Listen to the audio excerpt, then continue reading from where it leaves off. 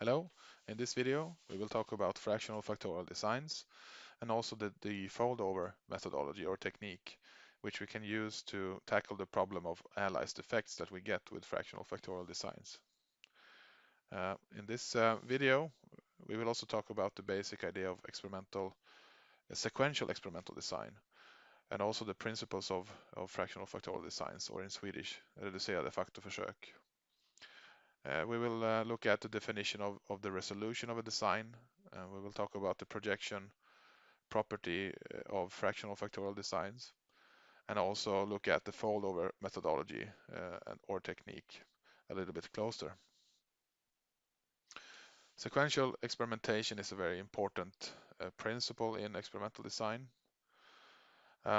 It's relevant to much of the course content and what you can see in the course book, and it sort of means that in general we try not to allocate more than 25% of the experimental budget to the first experiment. And sequential experimentation is made possible by, for example, application of fractional factorial designs, follow up by a fold over, or the response surface methodology where you do maybe a fractional factorial design. You use the method of steepest ascent or descent, and then you do a second order design, for example. And so you have a follow-up experimentation to the first run or the first experiment. Going back to the general application area of fractional factorial designs, this is in factor screening or in screening designs, where the purpose is to decide which out of many factors that actually affect the response. And the application of fractional factorial designs, it rests on three basic principles. The first is the sparsity of effects principle, which assumes that the system is governed by a fewer number of main effects or low order interactions. The projection property is important because fractional factorial designs can be projected into full factorials in fewer number of main effects if it turns out that some of the factors are not involved in any active main effects or interactions. Sequential experimentation is based on the idea that we use several smaller fractional factorial designs to combine them into a larger experiment to estimate the effects of interest. For example, a fractional factorial design follow up by a fold-over design. Okay, let's take a look at a fractional factorial design, and we will pick an easy or a simple example. The 1/2 fraction of a to the k design. And in this case, let's assume that we are interested in testing three factors, a, b, and c. And we will use one generator, or one en definierade likhet in Swedish. So we will have the third factor c vary according to the column of AB, the AB interaction in the 2 to the 2 design. Doing this, it provides us with a defining relation, or in Swedish definierade relationen. I is equal to A, B, C. And from this we can also see that, of course, C and AB are confounded, AC and B are confounded, and A and BC are confounded. So here we have the aliases, and here we have the effects of the standard 2 to the 2 design. So that's how we construct the 1/2 fraction of a 2 to the 3 design. Or sometimes we call it a 2 to the 3 minus 1 design. Okay. And if we look at it visually, it means that the full design would have had runs in all the corners of this cube, but this experimental design means that we run design points in these corners of the cube, and thereby we are able to test all the three factors. Okay, we also need to have a consider a definition of the design resolution. Um, the design resolution is defined as the shortest word in the defining relation. So in the previous example, we had the defining relation is equal to I equal to ABC. And ABC can, in this case, be considered as the word, one of the words in this defining relation. And we only have one word in this case. So the shortest word, how many letters do we have in it? We have A, B, C, that's 3 letters. So the shortest and only word in this case has 3 letters in it.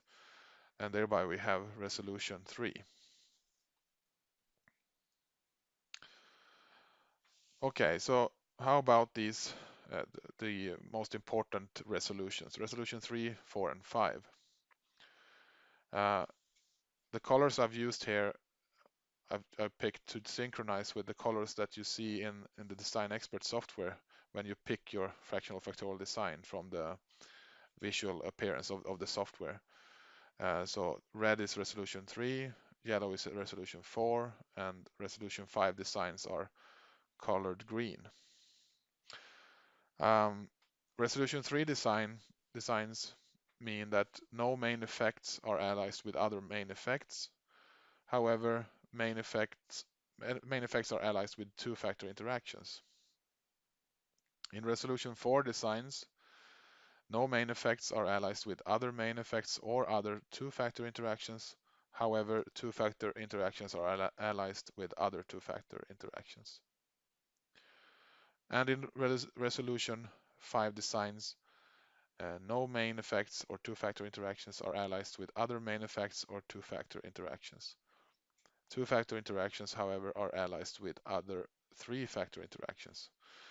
So in some sense, the red, yellow, and green, if we go for as a traffic light analogy, red will be more difficult to decide which of the, if it's a main effect or a two-factor interaction. In a yellow resolution 4 design, this is a little bit easier. And in resolution 5 designs, typically there is not a big problem in deciding which of the effects actually are active then. So that's a very helpful part of the software when you can pick your designs like that. Design projection. Yes, the fractional factorial two-level designs with resolution R. It contains a full factorial design in all combinations of R minus 1 factors. So if only some of the factors, let's say in main effects and interactions, are considered active, we can use this fact to project the design down to a full factorial design in less factors. So take a look at this 2 to the 3 design in ABC. So we have these design runs in the fractional factorial design. And let's assume first that the factor B is not involved in any interesting main effect or interactions that we consider to be active. Then we can project the design into a full factorial design in A and C, in this case this blue design here. The same goes for the fact if factor A is not involved in any important main effect or interaction, or active main effect or interaction, we can project the design down to a full factorial design 2 to the 2 design in BC. And of course, the same goes for a situation where C is not involved. We can project it down to a full factorial in A and B. So the projection property is very good in fractional factorial designs. And if it turns out that some of the factors are not involved in any interesting main effects or interactions, you can project it down and get a full factorial, which is easier to analyze. And in the software, this can be done by deleting a factor in the design. Okay, let's move on to a 1/4 fraction of a 2 to the k factorial design. In this case, we will have two generators. And let's take a look at this example. We have a 2 to the 6 minus 2 design. And for this design, we need two generators. For example, E is equal to ABC and F is equal to BCD. So the fifth factor E is run according to the pattern of the ABC interaction column. And the sixth factor F is run according to the pattern of the BCD interaction column. From these two generators, we can get the defining relation is equal to I is equal to A, B, C, E from these two, and B, C, D, F. So if we multiply E into this and F into this, we can show that these are the defining relations, or these two words make up the defining relation. But we also need to compute the generalized interaction between ABCE and BCDF. So if we multiply these two together, we get ADEF. So in the defining relation for this design, we will have three words. I is equal to ABCE, BCDF, and ADEF. All the words are of length 4, so 1, 2, 3, 4, 1, 2, 3, 4, 1, 2, 3, 4 letters in these words. So the resolution is 4 because of the shortest word, and all the words have length 4, so we have resolution 4. Okay. So how do we create fractional factorial design with the highest possible solution then? Well, if you look at your literature and in tables and also in softwares, suggested generators there are suggested generators to achieve highest possible resolution. So if you follow these suggestions, you will have a design. Sometimes there are many designs that will create the highest possible resolution. But if you follow the suggestions in the tables in the book, you will have a design with highest possible resolution. And typically the software, at least Design Expert, will do this automatically. But sometimes you may want to edit the design generators and you get another design, maybe with the same resolution, but another design. And sometimes you may even need to have a design with lower resolution, even though that's very uncommon. Okay, so when we apply fractional factorial designs, we usually have this problem. Which of the aliased effects are actually the active aliased effect? So if we take the example of a resolution design, this is very often the case that we have to decide if the active effect that we see in the analysis is a main effect or a two-factor interaction or both, because these are aliased. To decide and help us decide this, there is this technique called fold over, which is a sequential design method intended to separate aliased effects from each other. And there are several versions of this fold over technique. You have the full fold over technique, which is primarily used for designs with low resolution, resolution 3. It's not recommended and it's not efficient for designs with resolution 4 and higher. So you should remember that the full fold over, if we have a resolution 3 design, full fold over is usually a very good way to go. There's also a single factor fold over. It frees up a certain main factor and all two factor interactions involving this factor from being allied with other main factors and interactions. So that's also sometimes a very useful fold over design. You have the partial fold over or the semifold. It requires half the number of extra runs used by a full fold over, but the resulting design is non-orthogonal. And you also have in the software you have the factorial optimal option. The factorial optimal foldover adds a few extra runs to be able to estimate a certain model that you have in mind in the foldover. Also here the resulting design is non-orthogonal. So let's first take a look at the full foldover. Here we go. So we're starting with a 2 to the 7 minus 4 design of resolution 3. So we see we have 8 runs and 7 factors. So A, B, C, D, E, F, and G. And we see that which columns of the basic 2 to the 3 design that we are using for the 4 extra factors. The alias pattern of the design you see here, and the resolution of the design is 3. So this means that we will have main effects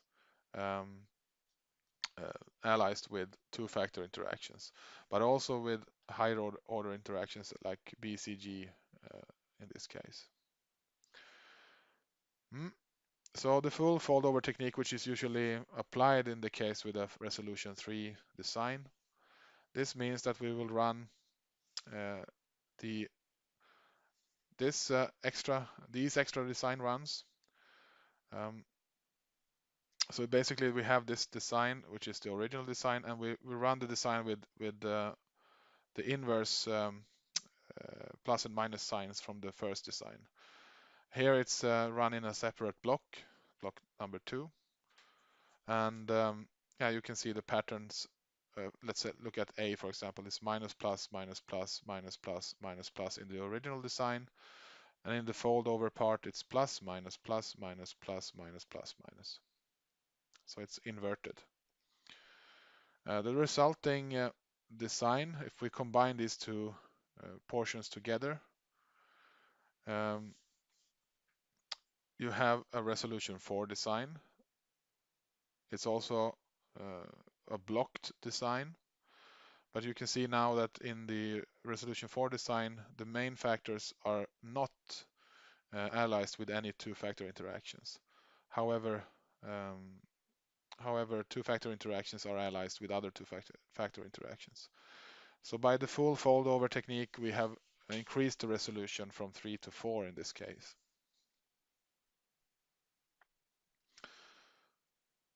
And you should note again that the foldover runs are normally carried out in a later stage. So this means that it often makes sense to put the new runs in a new block. Of course, then you will also have some confounding due to blocks happening.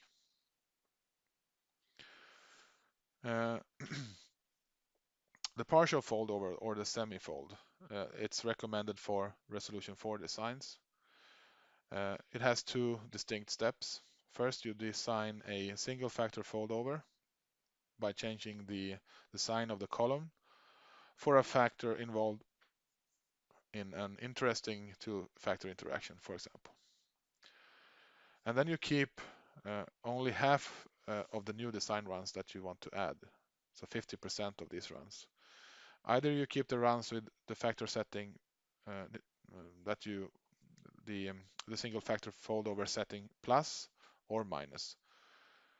And normally you keep the signs of the runs where you expect to have the best response in relation to some experimental purpose that you may have. The resulting design is non-orthogonal, but you get a 50% reduction in the number of extra runs that you need. So this might be interesting in some cases, especially then for resolution 4 designs. You also have in the software, you have an option, an optimal foldover option called factorial optimal in Design Expert version 11 at least. And to do this, there's a couple of steps that you need to follow. We will look at this also on computer classes and so on. But basically, you go to the design tool and you choose augment design. Then you choose factorial optimal. And then you need to edit the model to choose, for example, some two-factor interactions that you want to estimate without them being aliased with other important two-level interactions and each other. Like in this case, I added AC and AD to the model. Then I have to go to the optimization and choose optimization criterion. For example, for screening experiments, the D-optimal criterion is often recommended. I have to then decide if the new runs are to be placed in the same block or in a new block, as we talked about earlier. If you do it much later, maybe then running it in a new block makes a lot of sense. And then the software will choose new design runs, and you have to pick one of the available search methods.